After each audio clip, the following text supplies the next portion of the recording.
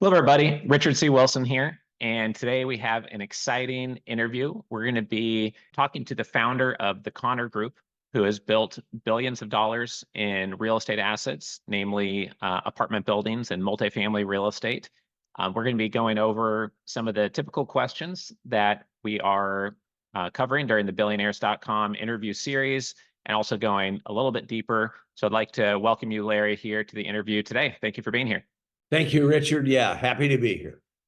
Sure. Can you give us a little background on how you started the Connor Group and just a little bit of a bio on yourself, just to set some context for the interview today?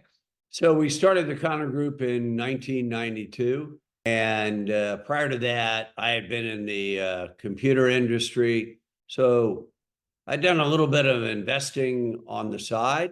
And we can get into it later, but we ended up failing and closing our computer company after 9+ years. Tremendous learning, albeit very difficult. Right. And so we thought we could come to the real estate industry and take a different approach. And we thought that apartment communities, and by the way, we have large, what they would call renter by choice, luxury apartment communities in 18 cities around the United States.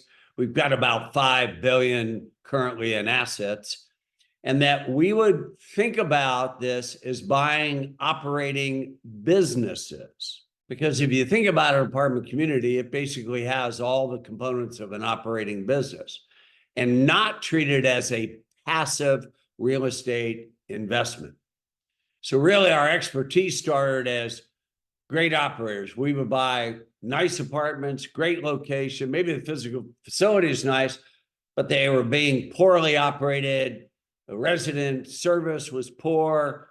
Their expenses were high. They could raise rates, but they didn't. And that was really the genesis of our strategy. And for that genesis has not changed in the last 30 years. Awesome. That's great. Yeah. Well, knowing the real estate space, I would guess competing against now institutional buyers at the level you're at, having that boots on the ground operational expertise has got to be a real edge, because many times when you get to the size of buying thousands of units at a time, the people who are actually making those decisions are removed from those operations and the vertical integration nature that you've built at the Connor Group. So congratulations on what you've built. Yeah. One point on that, by the way, you are absolutely right.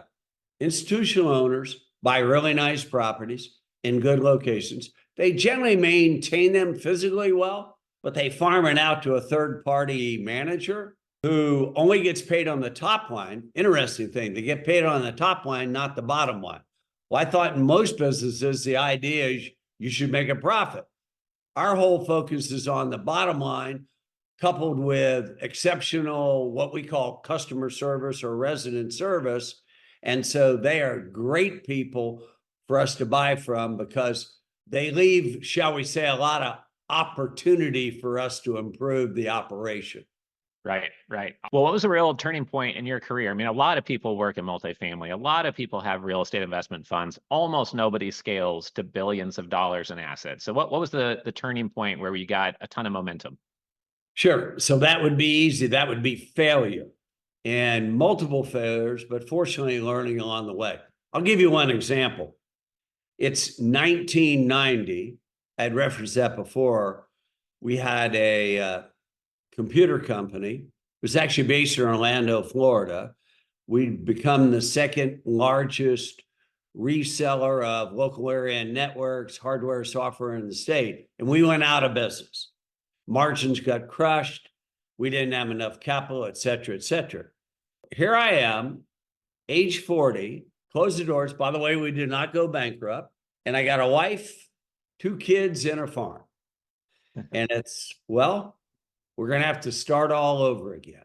But we actually believe that failure many times can be the first steps to success. So we took all those learned experiences. Keep in mind, the computer industry moves very quickly and is ever changing, and said, look, can we apply all those failures, all those learned experience in a different industry? So that's why we went to the real estate industry. And by the way, one of the unique things is we hire nobody from the real estate industry. We hire for personality traits and cultural fit. Okay. And so failure became the genesis of success for us. Yeah, interesting. I mean, just a real quick aside, people who are 40 right now and they look at what you've built, they look at the price of real estate, the level of competition these days. I mean, has the train left the station? Do those people have no hope? Or there are so many people sitting on assets doing a horrible job managing them that there's opportunity everywhere? There is no such thing as the train left the station. Think about it. There are millions of apartments in the United States owned by tens of thousands of owners, most of them very small. But even in the larger space, there are over 500 significant size operators of luxury apartments, with the vast majority of them treating them as a passive investment. So by definition, there will always be mismanaged businesses, meaning there'll always be mismanaged apartment communities. So we spend a great deal of time. I'll give you an example. In a typical year, in our 18 markets, we'll get information on 700 or 800 apartment communities coming to the market. Wow. We have a whole team of people. We will underwrite 300 to 400 of those with our own proprietary models and due diligence. We will go out and visit in a typical year 175 to 225, and we'll buy 8 or 10. So it's the 1% rule. Right. Got it. Okay. So I want to ask 2 questions here. First is, if somebody is getting started today, looking to have massive momentum in the real estate space, what would be your advice to them as kind of like a mentor? If they sat down with a cup of coffee and they said, how do I get started in this crazy market? Where would you say to focus their energy if they only have so much time and resources? Whether it's real estate, you're going to start a business, you're going to buy a business, our advice would be the same. And it is the 4 Ps if you want to be successful. Number 1, you got to get the right people. People who have the same beliefs and philosophies, that you are what we would call aligned and in sync. Right. 2, you got to have a plan. By the way, it doesn't have to be 30 pages long, but you need a plan. 3, you got to build processes. Processes will equal outcome. And 4, you need perseverance. Wrap those 4 together. Notice, I did not talk about financial wherewithal. Lots of people with significant financial wherewithal have failed. The foundational blocks are those 4 for success. Okay. Awesome. Yeah, appreciate that. Okay, what's a mistake that you see people make all the time that they could easily avoid that we should mention here? Think short term, not long term. And they manage for the moment, the day, or the week. And that's not a winning strategy. You got to have a plan, and the plan cannot be 3 yards in a cloud of dust. Right. Okay, got it. And so let's go back a second to not hiring people in your industry. You said that you don't do that. You would think someone managing $5-6 billion in real estate would go poach all the top talent from all your top competitors, or at least consider that, or maybe you attract some of them, but you don't like to do that. So why is that? And get that you want to hire people aligned with your culture and beliefs, but I would think you could find highly experienced leasing agents that are aligned with your beliefs, et cetera. Well, you would certainly think so, and the answer is no, you cannot. Okay. Because the expectations, productivity standards, approach that we have, we've all these systems. And they are not a little bit, they are dramatically different. And by the way, we would argue that if you're going to be exceptional in anything, you've got to be dramatically different. For sure. You have to be a disruptor. If you do it the same way everybody else is, we would argue you're going to end up at the same place. And by the way, we've tried to hire some people in the early days, and it simply did not work. Frankly, most of them thought we were crazy. I'll give you just one real simple example. At an average apartment community, we have what we call lead tech. They're the person, if you have an air conditioner out or the stove's not working, they come and fix that. So in the industry, the average what they call work orders that you do in an 8-hour day are generally 8 to 10. Okay. Some are a bit less. Sure. Maybe a little bit. Our standard for the technician to do is 23. So if you tell a lead tech, hey, no, you can't do 8, you got to do triple that, 23, he's either going to turn around and walk out or he's going to think you're crazy. Right. Right. Okay. So let's dig into that because you've brought up values multiple times. You talked about the level of productivity. I do think that, and I tell my team this all the time, that the level of expectation that we hold them at and that work ethic that we're developing, that's going to serve them the rest of their life anywhere they go to be held at that higher level. You're becoming like a more trained athlete. So can you dig into work productivity, work ethic, and anything related to strategies for other CEOs and founders on getting out of your team in a productive, positive way? So it comes back to the people you hire. Keep in mind, people don't work for companies. Some companies think so. We would argue that it's part of the equation, but at the end of the day, people work for people. So you must have leaders who can not only manage, but they have to move to the higher ground. And that's motivate and inspire. So our leaders can set wildly high expectations, be very clear, measure this is what we call the circle of success. Set very high, clear expectations, measure individual accountability, reward and recognition. And by the way, the individual accountability is not only for the person that's reporting to them, but they themselves. So we love it when leaders say, we were wrong, we screwed up, we've got to own it. And if you get really talented people, what we found, they love to be challenged. They love to get better. But on the flip side, you better invest in them. You better recognize them. You better reward them. And by the way, that's not just a pay bump. There's other tangible ways that you do it. It's not an easy formula to do. In fact, it's very hard. But it is exceptionally rewarding if you can do it. Right. I've ran into one challenge is that sometimes you have an employee that is not exceptional work ethic or exceptionally innovative, not always challenging themselves, but they stay in their lane and they do A-, B+ work all the time. It's hard to let that type of a person go. Do you try to convert those people to being at that higher level, or do you simply let them go and only put up with A players that do exceptional, innovative, proactive work? Yeah, fair question. So here's our approach. We have a whole system of coaching, developing, and evaluation. When someone comes to work in their first 90 to 120 days, we're going to do that.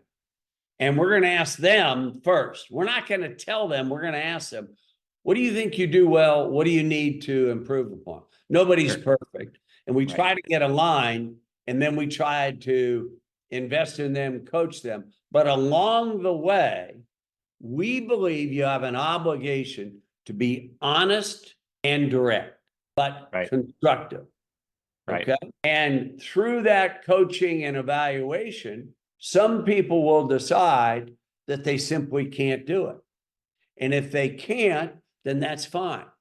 But we're not going to compromise. So we have these standards, but we have to give them a chance. We have to communicate. They have to understand. And then it's their choice whether they rise to that standard or not. Got it. Many organizations, observation, compromise. They live with the B player. We don't live with the B player. We'll live with no player versus a B player. That's awesome. I think your comments that you can't do what everyone else is doing, or at best, you're just going to be, trailing the average essentially, and then that you can't compromise and put up with B players. I mean, those are two huge quotes for founders listening to this right now, not to miss. To me, that does stand out as just core truths that are coming out within the other interviews we've been doing that are emphasized in a unique way by what you just said. So I would give you one other final thought on that front. Yeah. So we have taken on some challenges that people told us it's impossible. We think if you tell us it's impossible, we're all in. And we would actually argue that it's mindset. Impossible is really just somebody's opinion. Very, very rarely based absolutely in fact. And so we try to instill that in all our folks. Now, we can do the impossible. Maybe we're not qualified. Somehow we'll learn. We're going to pull together this belief along with a talented group of people, and we're going to work and we're going to persevere and we're going to overcome. Awesome. I think to have done anything in their lives that is as exciting to hear as, whatever the best thing Tony Robbins would say at a self-improvement conference to get people jumping, because I think that you have to be courageous as a CEO and do things when other people think you're crazy or dumb and they don't get it. But it honestly doesn't matter what any of them think. And many of the billionaires I've studied and interviewed, they lean forward on things that people tell them is impossible. People laugh at you. That might be the thing to do, Show me someone who has done something exceptional, and I will show you someone who has overcome great adversity. Right, for sure. It's part of the program when you go on this journey. Right, for sure. Couldn't agree more. Awesome. So you've been quoted as saying, that we have a fundamental responsibility to share wealth. Why is that important to you? What are you doing with your employees or nonprofits and, community partners, et cetera? Sure. So we have 5 core values. By the way, we don't have a mission statement. We have core values. And our number one core value is do the right thing. People, I think the vast majority know in their heart what the right thing is to do. I didn't say they always did it. I didn't say they always said it, but they know. And so we've been very fortunate, and we think we have both the obligation and the opportunity to share that wealth. By the way, not to just write checks and hope for the best. So our kids and community partners, by the way, we purposely do not call it a foundation. We are not for profit investors. By the way, we're not getting a monetary return, but we're focused on kids in the communities we operate, or kids, under-resourced kids nationwide. Yeah. And we're going to make investments either in our own programs that we're going to scale, or not-for-profit investments in what we believe are good programs that can become great. And by the way, like everything we do, we measure results, outcomes, et cetera. And it's taken us, we Kids and Community in 2011, and it's probably taken us the first decade to really hone that. And, we think and we hope that we're really making an impact, not only locally, but regionally and nationally. Got it. Awesome. So a couple of unique things there. I don't think we have time to go super deep on that, but it's interesting the way you've approached it and the focus of it all. Appreciate you sharing that. We have a lot of questions that come in from families on where they should focus their energy in that area. Related to focusing energy, though, I'm a adventure enthusiast. We did a Everest base camp last year. We did Machu Picchu a couple of months ago. I live in Hawaii, so I can do outdoor adventure with my family all the time. But you take adventure to a whole nother level. You went to space and the deep ocean in the same year. Can you talk about, how those personal activities have informed the business, or what is it about you that allows you to be ridiculously successful in business to a very high level, but also the love for doing those types of adventures? So I think that's maybe a couple of part question. And I think that I've been able to do some of those things because of the 4 Ps we talked about earlier. We built an organization with exceptionally talented people who are exceptionally committed, who have unique culture, and they follow plans, strategies, and processes. In terms of some of the endeavors we've done, I would first off tell you, we do nothing unless it meets the S&S standard. Can we do it safely and successfully? Now, also, if you think about, we will do things that people say is impossible. So, for example, the AX-1 mission, which was the first all-private mission with private astronauts to the International Space Station, where I had the good fortune to pilot that. Well, it was a 17-day mission. It's extraordinary. What nobody realizes is 10 months full-time of training before that.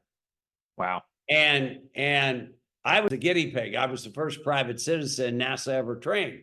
And believe me, I didn't have a clue. Frankly, the first 3 months with the language and the acronyms and the technical components to these endeavors. But again, it comes back to this perseverance, resilience. And yes, if you said, well, how does that help you? Well, it helps me like I think it'll help other people. I think you have to stretch your mind. You have to stretch your spirit. You got to stretch your body. And by doing all those things, hard at the time, you really learn and improve. And so whether it's space going to the bottom, we just did last fall, we built the largest hot air balloon ever built in the United States, flew that, 5 of us, 4 Air Force, special operators, pararescue guys and myself to 38,000 feet and stepped off of it and set a world record. And most importantly, got on the ground safe. Well, Yeah. I just, you probably know this, Richard. People can do so much more than what they think. Right. Just got to try. They got to make the first step. And that's what I would encourage people to do. Yeah. Awesome. Amazing. You could do a whole interview just on that topic itself if we had time. So if you were to, mentor someone and they said, well, what's the best advice you could give me if I want to build a high performance, enduring business? Obviously, there's the 4 Ps, there's the 2 S's, there's the hiring people aligned with your values, there's the doing what people say is impossible, being a disruptor. You've already answered the question in 6 ways, basically. But is there anything you haven't mentioned yet that is counterintuitive or in addition to that you would give for advice to someone who wants to really excel? 2 thoughts. First off, do not do it for the money. If you really do a great job, the money will come. Second, find something that resonates with you, that you can have passion and purpose about. And if you can do that and spend your waking hours in that kind of worthy endeavor, the chances for success are really good. Right. Awesome. Great. Yeah, it'll give you an edge others can't compete with, I guess, if you align all those things. Awesome. Well, I think we're just about out of time here. I want to respect your time today, but that was great. I think people are going to love this interview. I'd be happy to have you come to a fireside chat someday on stage at one of our events, and we just appreciate your time here today. Is there anything else you wanted to add before we close off the interview? Oh, you did a great job. I'm happy to do it, and I appreciate being with you and your listeners. Awesome. Appreciate it, Larry. Take care. All right, thanks. So if you know somebody who's $1 billion plus net worth, they could be first, second, third generation, and they wouldn't mind answering our 3 questions via email, an audio message, a video interview on Zoom, a fireside chat, or a keynote speech on stage at one of our 1,000+ person investor summits, we would love to interview them. If not, please enjoy the rest of the interview series by going to billionaires.com, where you can get hundreds of mental models directly from billionaires, unfiltered and exclusively available at billionaires.com. Thank you.